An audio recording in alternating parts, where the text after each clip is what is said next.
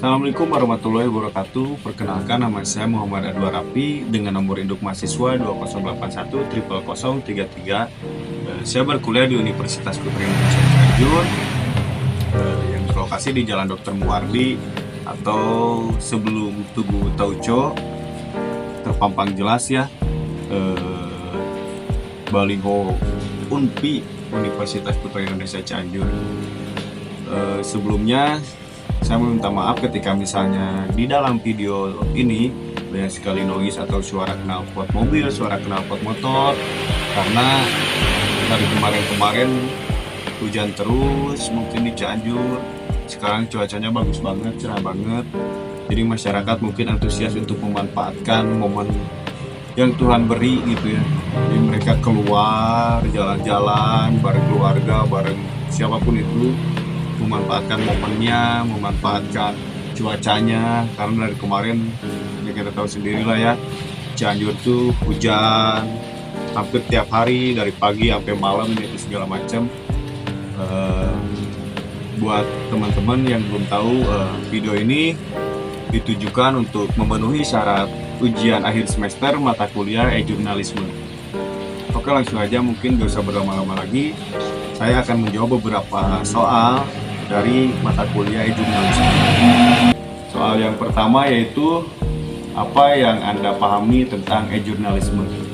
Seperti yang kita tahu ya, jurnalistik atau jurnalisme itu seiring berkembangnya zaman mungkin banyak banget perubahan-perubahan yang dialami. Mungkin zaman dulu jurnalistik itu atau dunia jurnalistik itu hanya menampilkan teks di dalam koran atau berserta fotonya gitu ya, cuman sekedar itu doang mungkin ya. Dengan keterbatasan elektronik juga mungkin di Indonesia zaman dulu, tetapi sering berkembangan zaman mungkin jurnalisme juga ikut memanfaatkan perkembangan zaman tersebut. Yang mungkin e-jurnalisme itu bisa dikatakan juga elektronik jurnalistik, atau bentuk jurnalisme modern yang menggunakan media digital atau internet gitu, untuk menyampaikan informasi, buat konten, atau bahkan gak cuma bentuk teks doang gitu sama foto doang seperti di koran zaman dulu gitu.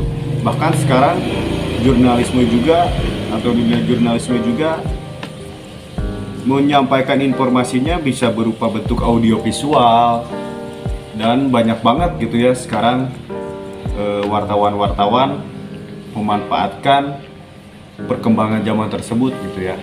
Entah itu wartawan atau yang tergabung di dalam komunitas seperti kayak PWI, Persatuan Wartawan Indonesia, atau bahkan media-media lokal yang independen gitu. Jadi jelas ya, jurnalisme itu adalah elektronik jurnalisme atau elektronik jurnalistik, yang dimana jurnalisme memanfaatkan perkembangan zaman atau modern untuk menyampaikan suatu informasi yang jelas, yang kredibel gitu ya, dan tentunya banyak juga yang menampilkan audio visualnya juga gitu.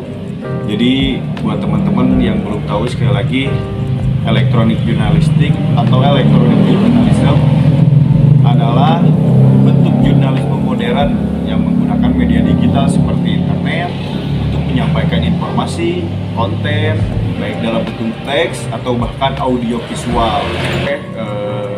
Nomor 2 yaitu, apa tujuan diterapkannya teknik CEO dan bagaimana teknik CEO yang paling efektif di jurnalisme. Teknik CEO adalah cara untuk mengoptimalisasikan atau mengoptimalkan website agar mendapatkan peringkat tinggi di hasil pencarian mesin pencari gitu. Khususnya di Google yang banyak banget gitu ya, masyarakat atau kita semua menggunakannya gitu ya, karena tidak menutup kemungkinan di era sekarang semua orang menggunakan gadget gitu ya untuk apapun itu. Tujuan diterapkannya teknik CEO adalah untuk meningkatkan jumlah dan kualitas pengunjung website yang berpotensi menjadi pembaca atau menjadi pelanggan juga gitu ya. Teknik CEO yang paling efektif dalam jurnalisme adalah melakukan riset, salah satunya melakukan riset apa? Melakukan riset kata kunci yang relevan dengan topik dan audiens website itu. Contoh nomor 2-nya yaitu membuat konten yang lengkap atau menarik, yang memberikan informasi atau solusi dan bahkan juga hiburan bagi pembaca serta sesuai dengan standar jurnalisme seperti 5W plus 1H gitu ya, atau bahkan piramida terbalik. Dan tentunya di apa ya, kayak tentunya tidak melanggar kode etik jurnalistik gitu. Nah, soal nomor 3 yaitu apa yang dimaksud dengan clickbait dan kenapa harus dihindari dalam jurnalisme. Sebetulnya clickbait itu bagus ya gitu. Di sisi lain ya, kayak itu tuh kan ditujukannya untuk menarik perhatian pembaca gitu ya. Tetapi juga di sisi lain ada sisi negatifnya gitu, yang dimana si clickbait sendiri kadang banyak banget media-media yang memanfaatkan hal tersebut gitu, yang sehingga dimana si kontennya itu tidak menarik banget gitu untuk kita baca gitu ya. Dan buat teman-teman yang belum tahu, clickbait itu adalah judul atau tautan yang dirancang untuk menarik perhatian dan merangsang rasa penasaran pembaca agar mengkliknya gitu ya. Kayak misalnya salah satu contohnya, kalian pasti pernah lihat di Google atau di media sosial apapun itu, kayak viral judulnya tuh, viral bla bla bla bla bla. Padahal si isi kontennya itu atau si isi beritanya itu kayak gak manfaat banget gitu. Atau kayak salah satu contohnya, kalian harus tahu, padahal si medianya itu si isi beritanya itu atau informasinya itu yang kita sendiri tuh gak harus tahu banget gitu, bahkan gak bermanfaat sama sekali gitu. Nah, terkadang clickbait juga dihindari nih di dalam jurnalisme karena karena di dunia jurnalisme juga tentunya kita harus menggunakan kode etik jurnalistik gitu ya. Clickbait juga kadang kan sebenarnya tidak menggunakan kode etik jurnalistik gitu, yang dimana itu tuh hanya untuk menarik perhatian, menarik viewers gitulah ibaratnya, untuk mengklik berita tersebut yang dimana, atau mengklik judul tersebut yang dimana padahal seperti yang tadi saya katakan, si isi berita atau si isi informasinya itu sama sekali gak bermanfaat gitu. Nah, maka dari itulah si clickbait terkadang dihindari juga di dalam jurnalisme gitu.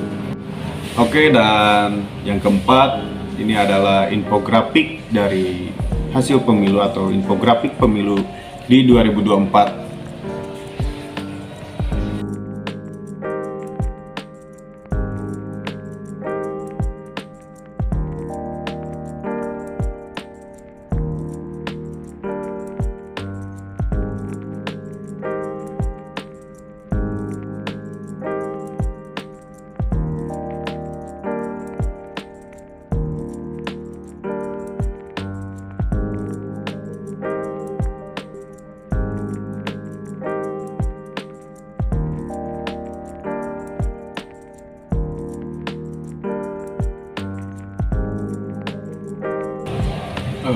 Oke, mungkin cukup sekian beberapa jawaban dari pertanyaan mata kuliah jurnalisme yang saya ketahui. Mungkin bila ada